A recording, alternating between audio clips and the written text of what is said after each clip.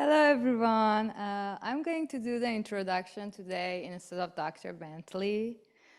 Welcome to another artist talk sponsored by the Department of Art and Design and funded by the Katherine Hyde Charitable Trust Fund. Tonight we are hosting Nikki Villagomez, whose solo exhibit, How Culture Affects Typography, is in the MSSU Spivak Gallery through March 20. Nikki graduated from Louisiana State University with a BFA in graphic design after working in New York City for Hearst magazine and Women's Wear Daily. She moved to her home state of South Carolina, where she became a full-time freelancer. She's founder of the South Carolina chapter of AIGA and served as president for 2 years. She taught graphic design and typography at the University of South Carolina in Columbia for 5 years. Currently, she's a senior designer at Dixon Hughes Goodman in Hudson, Ohio. Her exhibit explores how a city's culture affects the typographic choices that have been made. She feels typography is the silent narrator of a city's narrative, is shaped by the hands of its inhabitants, reflecting their traditions, values, and contemporary expressions. Please welcome Nikki Villagomez. Thank you, Nikki. Thank you. I'm going to assume everyone can hear me okay unless I hear otherwise. My name is Nikki Villagomez, and I so wish I could be in Joplin, Missouri in person. I have been speaking on this topic, how culture affects typography, since 2014. I've probably given a talk like this over 100 times, but this is my first virtual presentation. And so it's very weird not seeing people in person. I feel like I'm presenting to myself right now. So it's just all very bizarre, but we're going to make the best of it and just know that I wish I could be there in person. So how culture affects typography. My presentation is broken up into 3 sections. Part 1 is my past, part 2, my influences, and then part 3 is the cultural study where this is the part of my presentation, part 3, where it's specific to the city I'm presenting in. So it'll be specific to the typography of Joplin. So I'm going to start with part 1, my past. I grew up in Greenville, South Carolina. This is pictures of my childhood bedroom as I left for college. I think it's obvious I was never going to be a doctor or a lawyer. I had a creative gene in me from the very beginning. When I graduated high school, I had never heard of graphic design before. I just took a lot of art history classes. And so when I went to college, I was asked, what do you want to study? And I said, art therapy. And my athletic advisor said, we have this great curriculum. Here's what you have to take. And there was a lot of math and science. And so I'm allergic to math. And so I said, no, I can't do that. And so she said, okay, well, we have this other degree called graphic design, and the electives were painting, drawing, ceramics. And I said, yes, that is absolutely for me. And so I declared my major literally on the first day. So I grew up in Greenville. I loved art. I loved being in that environment. However, I grew up as an athlete. I grew up playing tennis. And so I was awarded a full college scholarship to play D1 tennis at Louisiana State University. And so that's where I met my athletic advisor literally on the first day. And I got my degree, BFA in graphic design from LSU. And so when I graduated, I moved all my stuff back home to my parents' house in Greenville, South Carolina. I married a guy that was on the men's tennis team at LSU in the living room of my parents' house. And then the next day we moved to New York. We had no job. We had no place to live. We got in the taxi after flying there and said, where are we taking you? And we just said Times Square. We didn't know. And so my husband's degree from LSU was in architecture. And so both of us just knew we wanted to be in New York City. And so my first job in New York was with Hearst Magazines. And so Hearst owns all the big magazines on the newsstand. So Cosmo, Good Housekeeping, Oprah. And so I was an in-house designer working on the big sections, like the advertorial sections that come in the back of the magazine. And we were there for a total of 3 years. I spent 2 years at Hearst. And then the last year, my husband got his master's in architecture from Columbia University. So we moved to the Upper West Side, and I got a job with Women's Wear Daily because I wanted to have another experience in New York City working. And so Women's Wear Daily is a very high-end designed, very high-end newspaper that reports on all of the high-end fashion coming out of New York, Milan, Paris. I had to work Fashion Week. And it was really good to go from working in a monthly magazine timeline to a daily newspaper and learning about all of those demands. And so when my husband graduated and got his degree from Columbia, we moved to my home state of South Carolina. He got a job with an architecture firm in Columbia, South Carolina. And so when we moved there, I thought, I've been working in New York for 3 years, I'm going to freelance. And I learned very quickly it's hard to freelance when you're the new kid in town, you don't know anybody. So I looked to join the local AIGA chapter. And so at the time, there was no chapter. The closest chapters were in Charlotte, North Carolina, or in Atlanta. And so I just thought, well, I'll just start a chapter. I mean, how hard can that be?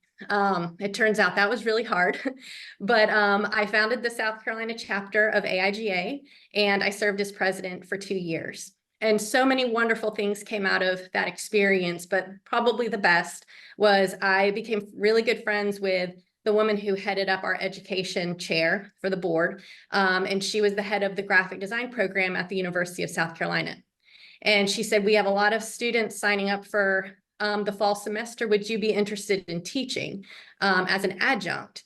And, I was just like, God, that sounds amazing. I don't have my master's can I do that? And I was like, oh yeah, that's totally fine. And so I taught for 5 years at USC. I taught intro to graphic design in the fall and then intro to typography in the spring. And so at this point in my life, all of my love of design and typography was being met. I was freelancing. I was heavily involved with AIGA. I was teaching. And so we were in South Carolina for about 9 years. And then I was offered a position that took me to Ohio as an in-house designer for an accounting firm. And I went from having all of my love of everything being met to being stuck with 2 fonts, 5 colors, a heavily templated environment with very conservative structure.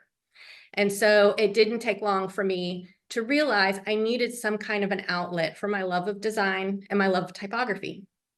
And so I started my blog while I was an in-house designer in 2011. Currently, I live in Charlotte, North Carolina. I am currently the chief marketing officer for BRC, which is an accounting firm. I'm still in the accounting world, but my career has grown and it's progressed. I started as a designer and then a senior designer, and then I started managing teams. And then I got this position as chief marketing officer, which is where I am now. So for my influences, this is where my freak flag starts to fly. So as I was a student at LSU, we got the project that came around that said, pick a name off this list. You need to, dead or alive, this designer, you need to research them and design a poster in their style and write a paper. And so I'm in college, the list comes to me, and there are all these names on the list that I couldn't pronounce at the time, like Jan Chichold, Ella Zitsky, Stefan Sagmeister. And so I literally picked David Carson's name because it was the only one I could pronounce. And so it was such a good thing, though, because LSU at the time was teaching in a very Swiss style. So black, white, and red, everything was about the grid. And then I start learning about David Carson. And so David Carson is designer of his most famous work is Ray Gun magazine, where he obliterates a grid and all of this distressed typography. And I just absolutely fell in love with his work. And so around this time, I thought, I have to maintain a high GPA to keep my scholarship on the tennis team. I was dating a guy on the tennis team. I have to, do all this stuff. I thought this would be a really great time to adopt a dog. And so my boyfriend, my husband now, said, yep, let's get a dog. You pick the breed, I pick the name. So I wanted a Chihuahua. He named him Renzo Piano after a really famous architect, Italian architect. Took about 3 months for that to blow up in our face. And so my parents drove the 13 hours from Greenville to Baton Rouge to formally adopt Renzo. My in-laws in Mexico, their dog, Chickies, had just had a litter of puppies and they kept the little boy dog. And I said, well, what are they naming him? And they said Canela, which is Spanish for cinnamon. And I said, no, if my parents are going to have a dog named after an architect, your parents are going to have a dog named after a graphic designer. So this is David Carson and Renzo Piano. I'm hoping you guys are laughing. I can't hear anything. I'm laughing by myself.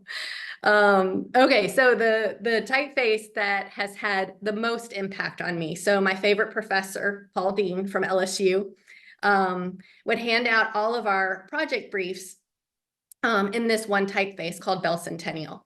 And I remember thinking at the time, that is a funky looking typeface. The curves, the way the curves are and the letters, I didn't understand why they looked like that. I just knew they looked different.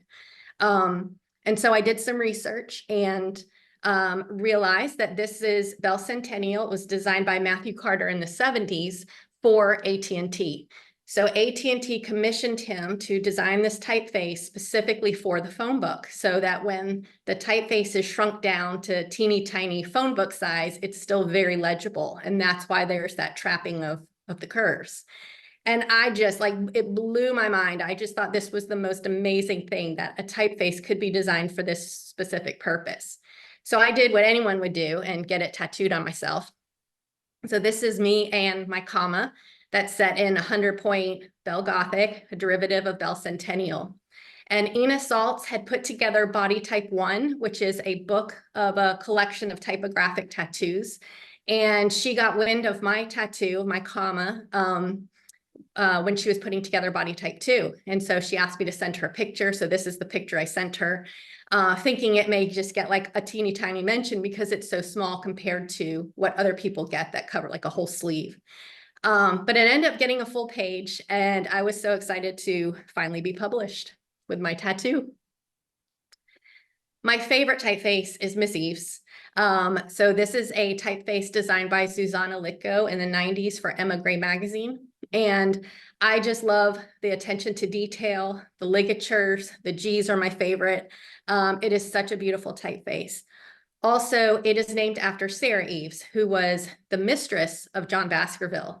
And this typeface is modeled after Baskerville, and naming it Miss Eves is a way to honor the history of women in typography, because she was the one that was responsible for publishing a lot of his work after he died. And so this is a way to pay respect to the women in history and typography. And then Tibor Kalman has been another huge influence for me when I was learning the fundamentals of graphic design. Seeing his covers for Colors magazines, it was the first time where I really understood how imagery, photography, and typography can all work so well together rather than individually apart. And it just like hit me in the face how powerful his covers were. Also, he has 2 kids named Lulu Bedoni and Alex Onomatopoeia. And I just remember thinking, you know, what a freak. Who names their kid after a typeface? You fast forward a couple decades. This is my daughter on the left. And her name is Isla Eves. Her middle name is after the most beautiful typeface, Miss Eves. And then Massine, who is a French designer, and these are images from a play called The Bald Soprano. And it just left such a huge impact on me, even though I don't speak French. These were all done by hand. They're so beautifully done. They're so expressive. There's so much emotion and movement, and there's no color. And so these also had Massine's work also had a huge impact on me. Okay. Cultural study, how this whole thing came to be. So while I was president of the AIGA South Carolina chapter, I made it a goal to have an event every single month. Why did I do that? I have no idea. It was awful. It was just so much work. But I wanted, because we were a new chapter, having an event every month to get engagement and people coming and all that stuff. However, December is a tricky month with the holidays. And so The summer before the chapter launch, we had our first event in September. So in July, at the time, AIGA hosted a leadership retreat where they brought in presidents from all the chapters from across the country together for a few days and talked about what's happening on the national level, what's happening on the chapter level. And so I'm there by myself, 2 months from launching this brand new chapter. I don't know what I'm doing. And I walk on the elevator and this woman comes in wearing the lanyard. And I just said, hi, I'm Nikki from South Carolina.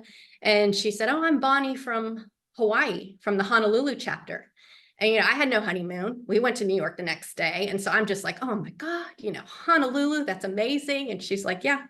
And so we started talking, and that's Bonnie there in the black shirt. And I said, I have no chance of going to Hawaii anytime soon. Wouldn't it be so great if we just did some kind of an exchange? And so we started talking about what that looked like. And so we came up with this idea, exchanging design and culture with the AIGA South Carolina chapter and AIGA Honolulu. And so what we did is we put everything South Carolina in a box. So there's the box. We put in the South Carolina state flag, which is what she's holding up. We put in grits. We put in tea from Charleston. Just different things that had to do with South Carolina. But we also put in pieces designed by South Carolina designers for South Carolina clients. So on the day of their event, they opened the box with their members and they just went through all the pieces. They had barbecue catered, and they really got to experience South Carolina. And we did the same thing. So the day of our event, we opened the box that Bonnie sent us, and we all went through it together. And they sent everyone Lay's. They sent sand from Waikiki. They sent Spam. But it was the pieces designed by Hawaiian designers for Hawaiian clients. When you laid them all out on the table, you could very much see that their culture impacted their typography choices, their colors, their use of imagery, a lot of blues and greens, a lot of sans serif typography. And this event, we brought in Stefan Sagmeister, House Industries, Michael Beirut came, boom, boom, boom, so many great speakers. But this event left the most impact on me personally. So at the next leadership retreat, I was looking for another chapter president that would be interested in doing this exchange. And so I made friends with the Las Vegas chapter. So we did the same thing. We boxed up South Carolina. We sent it to Las Vegas. And then at the day of our event in December, we opened the box that they sent us. They sent cards and dice from the casinos. Everyone felt like they needed to be disinfected going through the box. But again, the pieces designed by Las Vegas designers for Las Vegas clients. It was so amazing when you laid it all on the table, how stark contrast it was from what we received from Hawaii. Big, bold colors, a lot of sharp, angular shapes, a lot of serif typography, just loud. Everything was so loud. And it makes sense, look at who their audience is. And so while I was teaching, while I was freelancing, these two events just kind of lay dormant in the back of my mind until I hit my in-house job. And I was just like, oh my God, I need some kind of an outlet. And I came across this Tumblr site called Try Helvetica, where this guy in Brazil takes pictures of his typographic landscape in his neighborhood. And then he brings it into Photoshop and erases all the information and then redoes it in Helvetica. And, I like Helvetica. I have the Helvetica poster in my house. Like, I get it. But this just made me so mad. Like, what is he doing? Why would he do that? And it just shows how Helvetica completely sanitizes the typography and your feeling and the emotion that really good, effective lettering can bring. And so my husband was reading this book at the time by Walter Benjamin that says, architecture is viewed in a state of distraction. So let's say you need to go buy a pair of jeans from the mall. You go to the mall, you buy your jeans, and you leave. You're not thinking about the way the light, it's hitting the floor, how you feel in the space, all those things architects want you to feel. You're distracted because you're focused on what you need. And the same is true for typography. If you grew up in Joplin and you take the same path to school or to work every day, you're passing the same signs, they become such a constant fabric woven into your day-to-day, you don't really see them. And so my hope with my presentation is that it starts to bring more attention to what is in your area. So in 2011, when I took my in-house job and literally needed something to hang on to keep my sanity, I started my blog. So I'm a print designer. This is a WordPress site. It's the free version, which so it's got ads all over it. But for me, it was important to set some goals. And so my goals were, I'm going to post 5 days a week, Monday through Friday. I'm going to wake up at 5 a.m., come into work, write on my blog. I'm going to compare 2 pictures from 2 different parts of the country. Here's 2 manhole covers. Here's 2 hand lettering. Here's 2 ghost signs. And then that's it. I'm done for the day. I think looking back, what made it so successful is that I'm not looking for how many retweets did it get, how many people visited the site. It was literally for me to have some kind of a foundation still present so I could do my in-house job. Some blog posts would take me 30 minutes. Some blog posts I'd fall down a deep, dark rabbit hole and it would take me 2 hours. But then I'd start my day and I wouldn't come back until the next day. And so posting 5 days a week, I didn't have a ton of pictures, and so I blew through what I did have pretty quickly. And then one Sunday, one of the groups I followed on Twitter at the time called Friends of Type posted, keep those submissions coming, hashtag Font Sunday and hashtag City Type. And so Design Museum hosts at the time hosted Font Sunday, where they ask people all over the world to contribute based on this week's theme, which was type specific to your city. And Friends of Type was hosting this Sunday's theme. And so people were sending in pictures from all over the world, pictures specific to their city of typography. I mean, it's exactly what my blog was.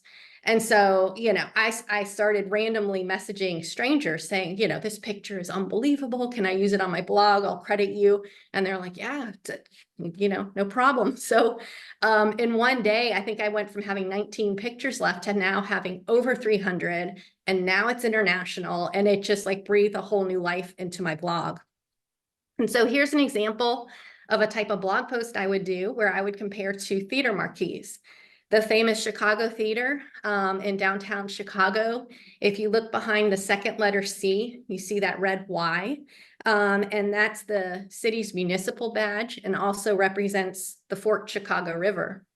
The typography, the sans serif, it very much fits within the city of Chicago. It's, it complements the Cubs. Like the way it flashes, it very much fits. In downtown Cleveland is the Ohio Theater, black and white. Cleveland is a steel mill town, and the typography, all caps, serif, it's very structural, also very much fits in downtown Cleveland. Both of these theaters are from 1921, and both are on the National Register of Historic Places.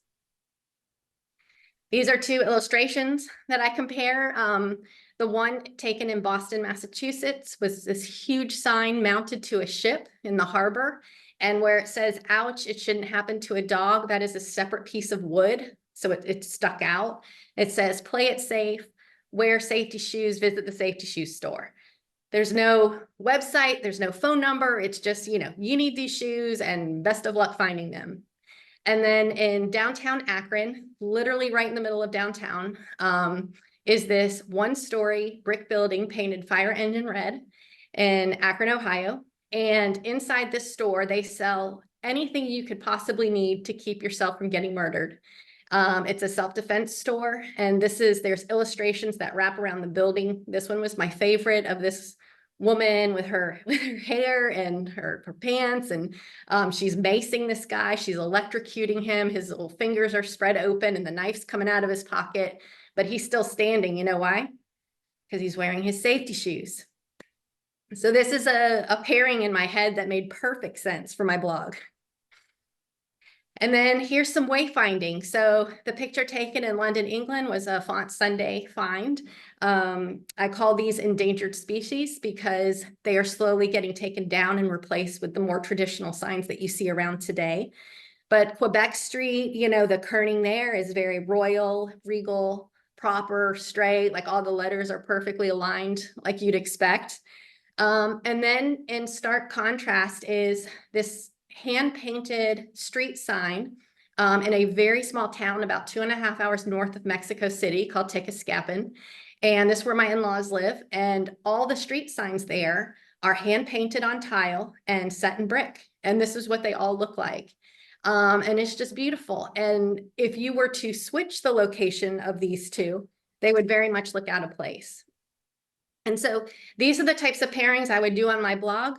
And so I did this 5 days a week and just kind of rolled with it. And about 3 years after doing my blog, the speaking engagements came. And so I have this bulletin board that I keep in my office that I'm proud of, that these are all the AIGA chapters I've spoken to and my list of AAF, American Advertising Federation chapters that I've spoken to since I started. My first one was in Richmond. And each of these talks, you know, the whole thing with speaking, since I've been to so many, I've heard so many people speak in conferences, large conferences and chapter events, and they speak oftentimes like a canned talk. And I didn't want that. I wanted my talks to be unique to the city I'm presenting in.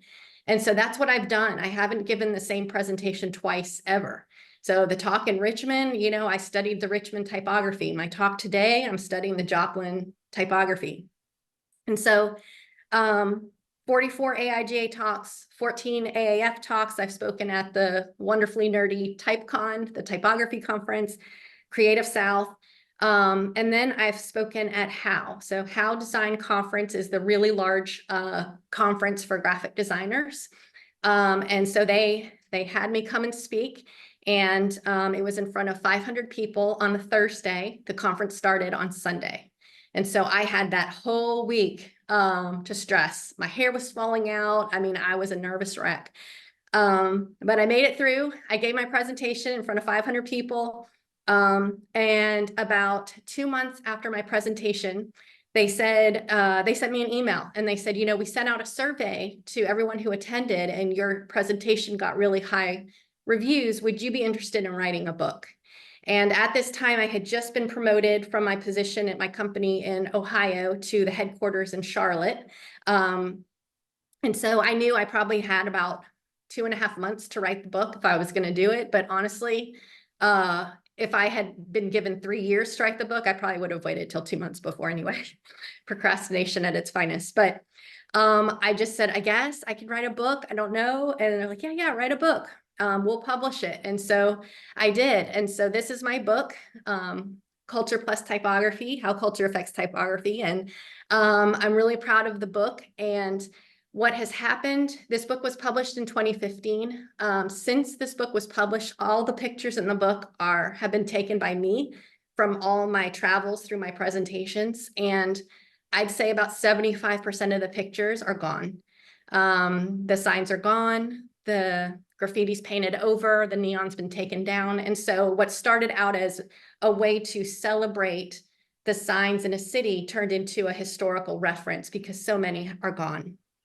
Like this sign, Cool, it says Cool Crest is in San Antonio, as a putt-putt place is gone. But, you know, it was a neat experience. My book was in all the Barnes and Nobles across the country. So whenever I went in, I did what anyone would do. I walked to the design cabinet in the back of the store, find my book, walk it to the New York Times bestseller cabinet in the front of the store, take a picture, and then leave. And without fail, so, you know, I'd post it on social, you know, here's my book in Barnes and Noble. Oh, Nikki, we're so proud of you. You're on the New York Times bestseller list. No, it's not. I just wanted to see it on that cabinet. But it was a good experience to write the book. I don't consider myself a writer. It was tough, but I did it. But everything came full circle when I was asked in 2015 by the Design Museum in London, England, would you be interested in hosting Font Sunday? And I'm like, oh my gosh, yes, I would love to host Font Sunday. I'm so excited to come to London. And they said, no, you do this from your house. You don't come here. We just need you to pick a theme. And so with my blog, several themes started to emerge because I was writing so much. So every Monday was Manhole Monday, where I would celebrate manhole covers from different parts of the country, comparing them, and just fell in love with how beautiful they are. And then 1 week a month I would do on graffiti. It'd be Graffiti Week, where I celebrate street art.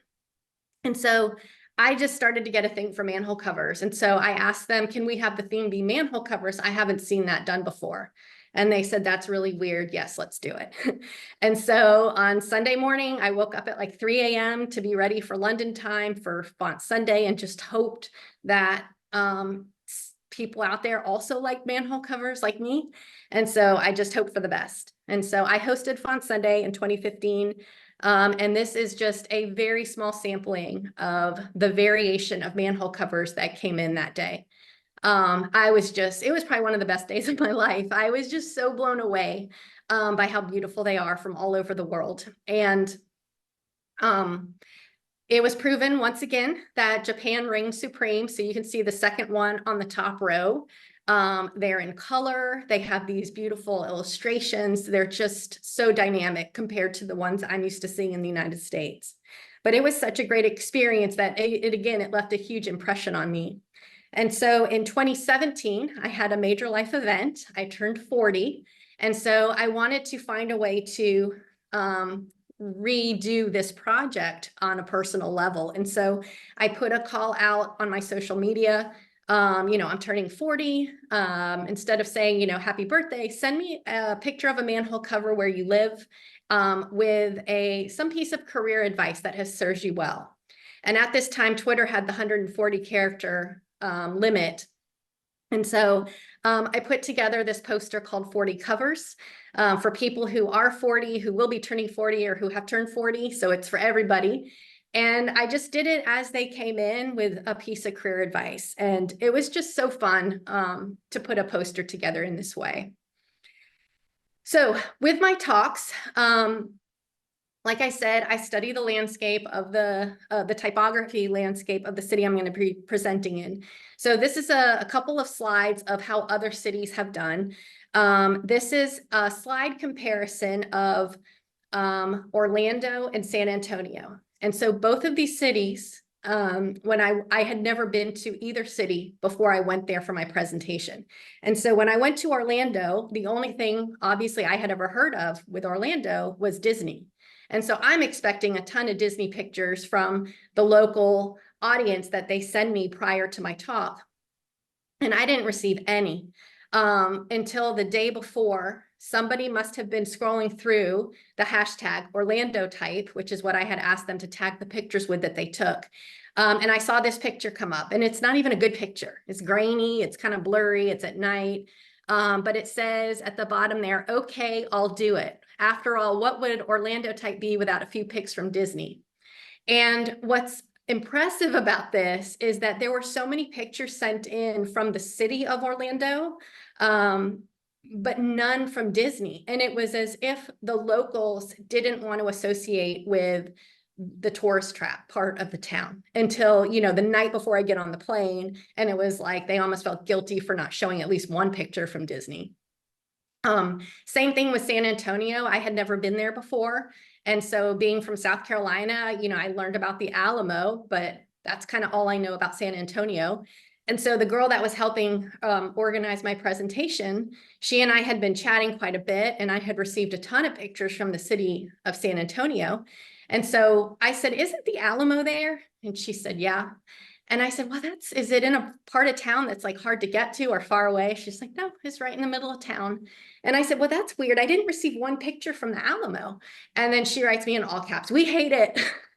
I said, what do you mean you hate it? And she said, well, we're just forced to write papers about it, and it's crammed down our throat ever since we're a little kid. We have to take tours there and school field trips there, and we don't really associate with it. But about an hour after that conversation, she sends me this picture, and it's like, oh, shoot, well, I guess we need to have it represented. And so these two trips had a huge impact on me because I had such a preconceived notion of what to expect, and I was completely wrong. This was my favorite slide from my presentation in San Antonio. This bathroom sign, I mean, look at the baby. The baby has boots. And then this is a Font Sunday submission from Dubai, a men's bathroom sign. Both of these signs very much fit into their respective cities, but if you were to switch these two, obviously they would be very much out of place. And so with my presentations, I always start with this quote: the culture that lives in a city is like a virus that's trying to stay alive. So with my hope, like I mentioned with this presentation, is that you're going to start noticing things in your city more and celebrate those signs around you.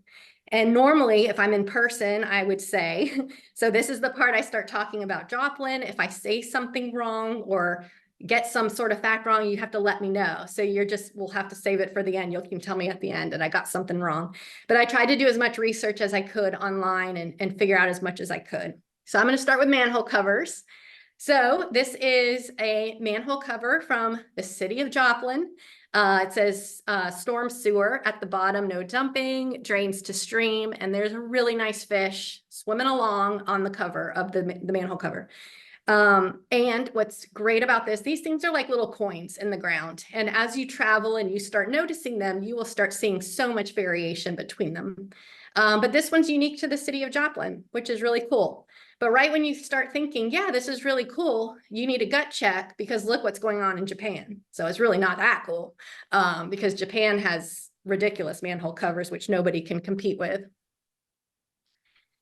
Here are two motel signs. Sadly, the Capri Motel is gone. Look how beautiful that sign is. It opened in 1962. It was demolished in 2013. The sign was saved and then disassembled. They found the word hotel was found underneath that motel panel, which I don't know how you go from a hotel to a motel. I thought it would be the other way around, but I guess it's been saved. I don't know where it is, maybe in some warehouse somewhere. And I'm comparing it to the Wyoming Motel in Cheyenne, Wyoming, which I refer to as the most beautiful sign I've never seen. I haven't been there yet, but this is you can tell the word Wyoming was written by a lefty, the way it's slanting, and it's just so unique to the area. That would not fly here in Charlotte, North Carolina, where I live. Okay, here is Indian Springs Brewery. This is in a historic building that is from 1890. And so I thought that was so great that a brewery was able to come in to an existing building. They didn't have to tear it down, and they were able to repurpose it for what they needed. And my understanding is this is in a popular part of town that's easy to get to, and it's pretty busy. And I'm comparing it to this Walgreens that is in a bank. So if you look at the top of the curve of the concrete, it says Noel State Bank, which is what it was in 1919. And now it's a Walgreens. And when I was in Chicago presenting there, the next day, I have a friend that I actually met when I spoke in Miami, who then lived in Chicago. And so she came to my talk and she said, I'll pick you up tomorrow morning. I'll take you around to what you need to see. And this was the first place she took me. And I was just like, Margaret, I have a Walgreens right outside my neighborhood. I do not want to go to a Walgreens. She's like, no, we're going to go inside the Walgreens. I mean, that's my whole thing when I travel. I don't go to Starbucks. I don't want to go to any of those like big box stores that I can go to here in Charlotte. I want to go to the local places. So you can imagine, I did not want to go into Walgreens.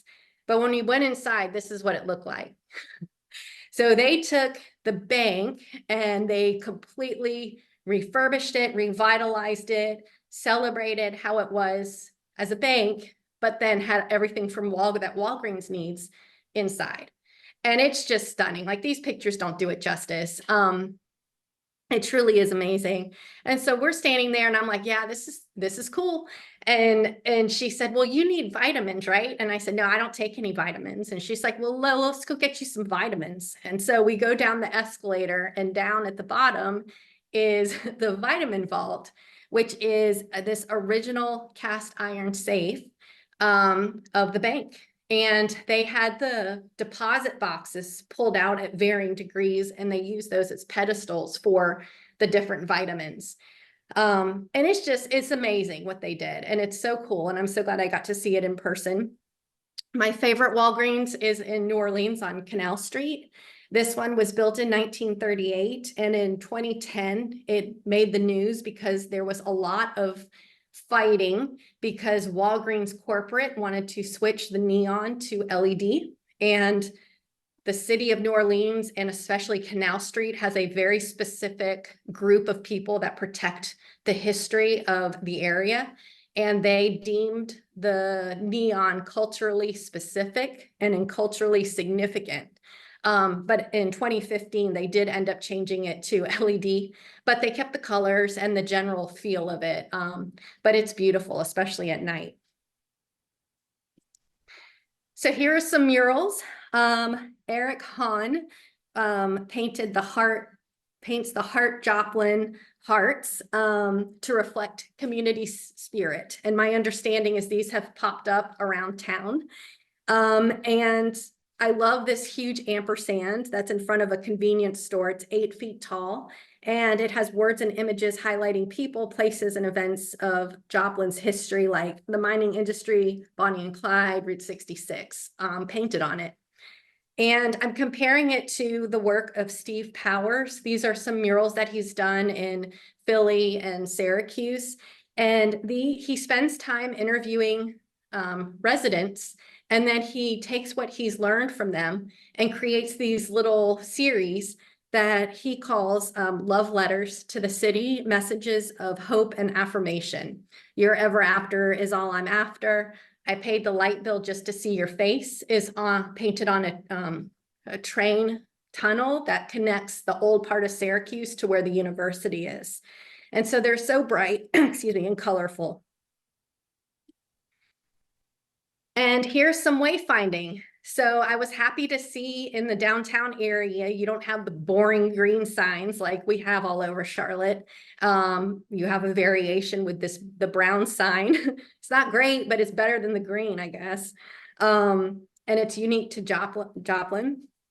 I was impressed with the street signs in Albuquerque. They very much feel like they belong with the Aztec feel. They celebrate Route 66, which is Central Avenue, which cuts right through downtown Albuquerque.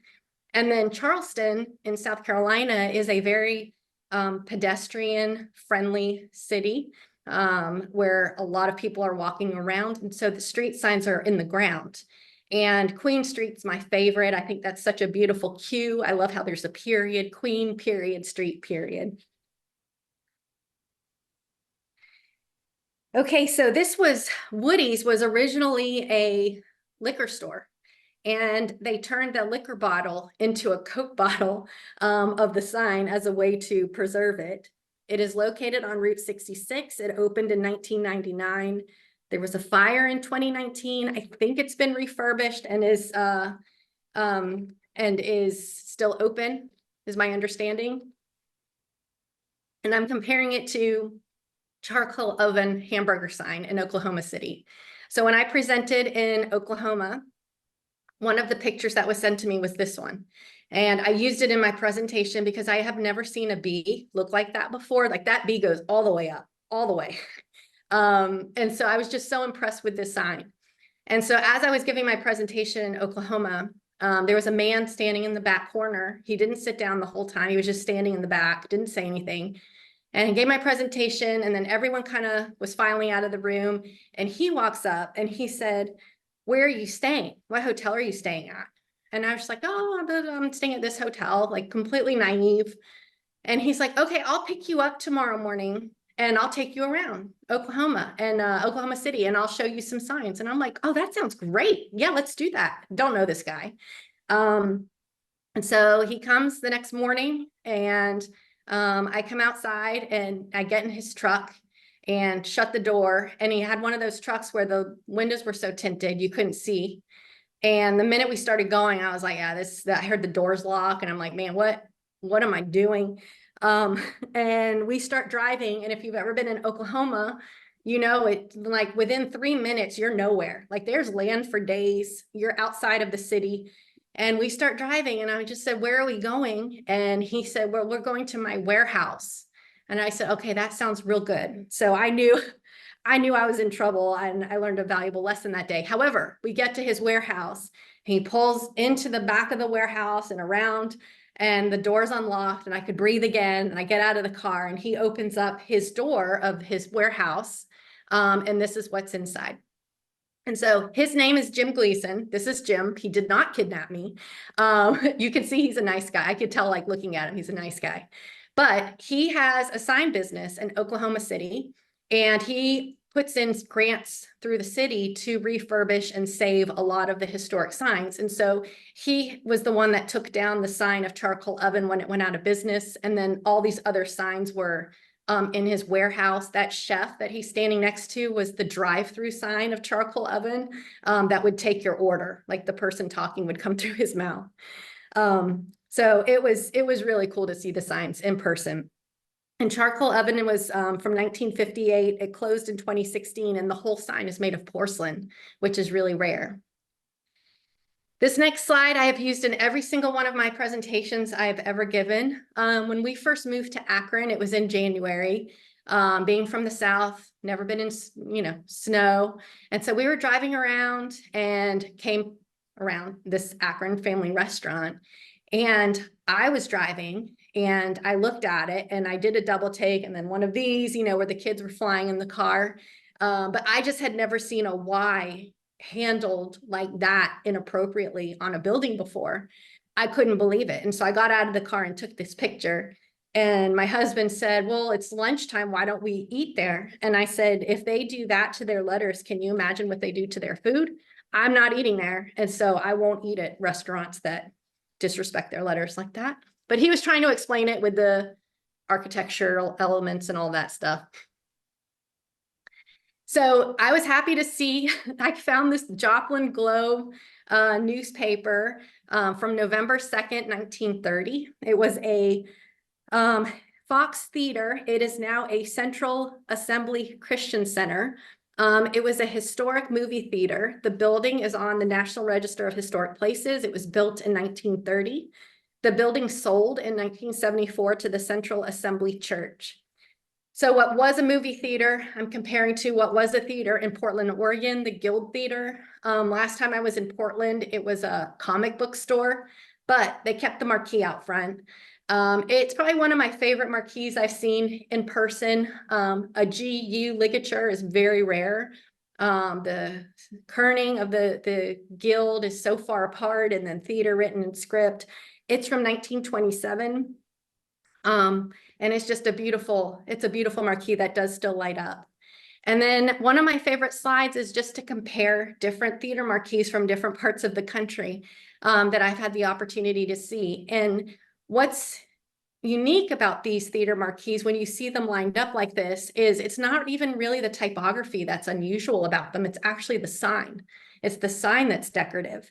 But all of these marquees are from the early 1900s. They're all on the National Register of Historic Places. And I just think it's so impactful to see them all lined up like this. So let's talk about barbecue. This has always been such an interesting slide comparison, going from city to city, that varies greatly, I have learned, when you're in the Southeast compared to when you're in different parts of the country. So I went on Yelp. Give me the top 4 barbecue signs, barbecue places in Joplin. I don't know if you guys are nodding yes or no, but this is what came up. Big R's, We Have the Meat You Can't Beat, Woody's Smokehouse, Billy Sims Barbecue, and then Rib Crib, written in this real script. The R's like really going at it. And I just like, I wouldn't know that they're barbecue, like there's no pig or anything. But this is what's in Joplin. And my favorite barbecue sign that I first learned from on Font Sunday, and then when I went to Milwaukee, I took an Uber 25 minutes just to take a picture of Honey Pie. I just think it's just the most fun barbecue sign. She's completely oblivious to her fate. She thinks she's going to get a meal, not be the meal. And it's I love the colors. And so it makes me wonder, what are we doing in the Southeast that's so different? And so I did a slide on barbecue signs, a small sampling of barbecue signs in the South. Midland, Texas, that pig on the top left actually rotates with its apple in the mouth. Nashville, Tennessee on Broadway. In Nashville, the pigs with their black top hats, they're flying. They light up 1 second apart from each other. So it literally looks like pigs flying. I don't know what's happening in Decatur, Alabama. He looks like he's playing a drum. In Charlotte, the most famous barbecue here is called Midwood Smokehouse. They're off to slaughter. Macon, Georgia, there's a pig dressed up in a suit, smoking a cigar. Asheville, I don't know what they're doing. And then Columbia, there's a pig that says Little Joe, wearing a t-shirt.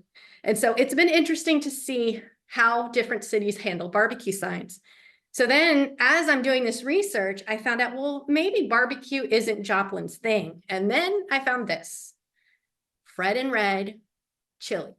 I'm assuming if I asked if I was there, how many people have eaten this, I would imagine everybody's hand would come up. Chili, Fred and Red, famous chili, has been around since 1923 and is considered a Joplin landmark. I'm vegetarian, so the pictures of this place food did not look very appetizing, but if you like chili, it sounds like this is the place to be. Wilder's Fine Food Steakhouse. So this opened in 1933. The building was renovated in 1946. The sign is from the 1950s. In 2018, the sign on the roof was restored with a grant from the National Parks Association.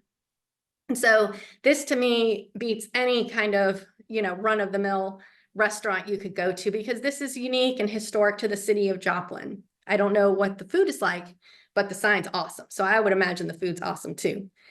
So I'm comparing it to my favorite building and sign in Oklahoma City. This is a Jim Gleason sign. He took me here. This building is on the National Register of Historic Places. It's from 1929. They used to do industrial laundry for hospitals and restaurants. And it closed in the 80s and just sat vacant. And so this is what it looked like. I mean, the windows were broken. It was a mess inside. And so Jim came, he got a grant to redo the sign, refurbished it, lit it. They lit it on a July 4th with fireworks, which was really cool. And in 2015, a brewery moved into this building. And what they could have done was just come up with a whole new logo and branding, but instead they chose to celebrate the history of the building, the history of the sign that's on the roof. And this is the company, the brewery that came in and their logo. And it's just one of my favorite places in the country, Stone Cloud Brewing, even though it's not named Sunshine, they took inspiration from the sign to create their branding.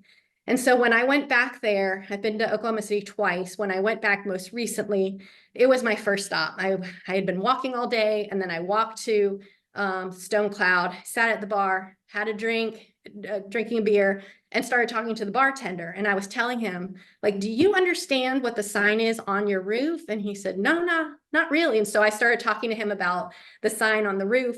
And he said, well, there's stairs there. I can go up there if you want. And so I said, yeah, I would love to go up there. So this is me, a literal shot of me in heaven. See the rays coming in from heaven as I'm standing on the roof in front of my favorite sign.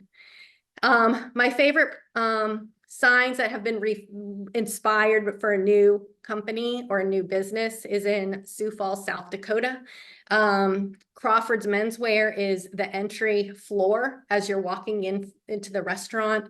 And it is now Crawford's Bar and Grill. So you can see, similar to Stone Cloud, they took inspiration from what used to be there. It used to be a butcher shop in 1896. In 1930, it was converted to a store. And in 1963, it was menswear. And now it's a bar and grill since 2017. And then this sign, which I think is still standing, I hope it is, Joplin, biggest little town on earth. The sign and slogan dates back to 1910. It was at a train depot to greet passengers as they arrived. And so comparing to a Font Sunday sign, this is what welcomes you into the city of Berlin. At a former railway stop, it was built in the 30s and it closed in 1952. So you can see the difference in typography here with the sign welcome you into the city of Joplin, and then Berlin with the concrete sign. And so with all these presentations I have given, themes started to emerge with my talk. So for example, when I spoke in Austin, Texas, these murals, large scale murals, were abundant. And so these are just some of the examples that came in. that was unlike anything I'd ever seen. And they took up the whole sides of buildings. When I spoke in New Haven, Connecticut, I learned very quickly New Haven's basically Yale, and they have a ton of very elaborate hand lettering set in concrete. And my favorite sign is the one in the middle, which I was convinced said bitchin'. I was told it says kitchen, so that was devastating. But I love the ornateness of this concrete typography. Albuquerque, the colors very much were specific to the city. A lot of pairing of script and all caps sans serif. And then Miami actually had two themes. One, abundance of graffiti. Wynwood Walls is there, which celebrates graffiti artists from all over the world. And then what I think speaks to the nightlife of Miami is the amount of neon that's there. So with Joplin, what I learned was the amount of history that's in the city that has not been taken down, painted over. So the top left where it says Buggies, this is what we call a ghost sign. So a ghost sign is a sign that advertises a business that's no longer in the building that the sign is on. And I had to include the historic Joplin side on the bottom left, noting that this house is a historic landmark because Bonnie and Clyde, this was their garage apartment in 1933. The next two pictures to the right of that one, the Pearl Bros hardware store, the one with the painting, the mural on the side is the side view, and then the front is the brick where they took down that teal cover. Pearl Bros hardware store from the 1900s. I think it closed in 1922. So my understanding is that it's sitting there vacant. But when I was walking on the street on Google Maps, I saw that fireside and patio sign also in a vacant building, but that's probably the most beautiful use of typography I've seen. I think it's still there. I hope it's still there. But the amount of history that is in Joplin is just stunning.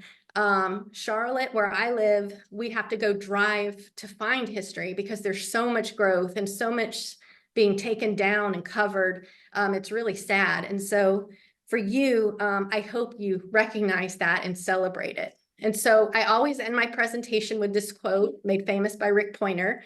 Maybe the feeling you have when you see particular typographic choices used is just, I like the look of that. That feels good. That's my kind of product. But that's the typecasting its secret spell. So thank you for listening to my presentation and the type that's specific to Joplin. I hope it has informed how you start seeing the typography around you, not just in Joplin, but where you travel. So thank you. Thank you, Nikki. It was a wonderful presentation. Thank you.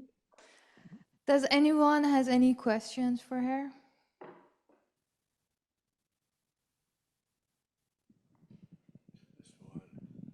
I can't see if like 50 hands just went up with questions. Well, your picture that says Joplin, biggest little city on earth, Yeah. that Joplin is in Montana. Oh, that's not in Missouri. That's a different Joplin. No. See, That that's what you Joplin, would have said that in the middle of my presentation. You would have set me straight. all winter long in Joplin, it might have been 40 degrees. In Joplin, Montana, it was 15 below. Ooh, I don't know how you live. Oh man, that's crazy temperature. Anyone else? I have a question for you, Nikki. So with all the studies you did on typography, have you noticed any specific trend, like as years go by? Yes, I have learned that the cities that have a lot of money that reinvest into the city have a lot more. They either have the money to celebrate the history, which is very expensive, like Charleston or those resort towns, or they completely tear everything down to build new. And I have found where the cities that do take the time to reinvest and revitalize, they do tend to celebrate the historic type, like what I was showing in Oklahoma City, and that helps inform the new businesses that come in and their branding. And so it's a way to inspire what comes into the future. Great, thank you. Does anyone else has any other questions? And my book, just so you know, I have my book for sale. If anybody's interested in it, I can mail it. I'm happy to mail it to you if you're interested in purchasing. I have a few copies left that I've been able to gather. We have a question online. This is Okay. actually from Dr. Bentley. It says, Okay. thank you for a great talk and show. I'm curious to know if there are fonts that some avoid because they represent social inequalities due to their role as propaganda in unjust social, cultural, or political movements, or the reverse, where some fonts are historically used to represent social equality and justice. I think sorry if you can hear my dog barking, he coughs. I think when you think about like Black Lives Matter, when all of those protests were going out, it was a lot of all caps, and even political posters that people do hand done. It's in all caps. So it's bold, it's easy to read. You don't see anybody trying to do script or serif font because you can't read it. You need to be able to read it quick when it's on a poster.